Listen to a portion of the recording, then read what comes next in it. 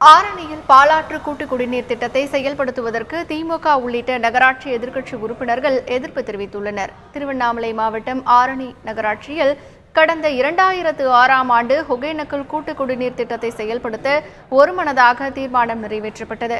ஆனால் இதனை கைவிட்ட அதிமுக அரசு 36 கோடி ரூபாய் மதிப்பீட்டில் பாலாறு கூட்டு குடிநீர் திட்ட பணிகளை தொடங்கியுள்ளது. இதற்கு திமுக, மதிமுக உள்ளிட்ட எதிர்க்கட்சிகள் எதிர்ப்பு தெரிவித்துள்ளன.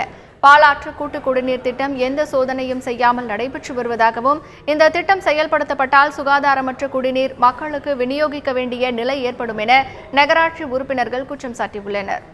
இந்த திட்டத்தை உடனே நிறுத்தி ஏற்கனவே ஆற்காடு ஒகேனக்கல் கூட்டு குடிநீர் திட்டம் ஆற்காடு வரையிலும் இருக்கிறது.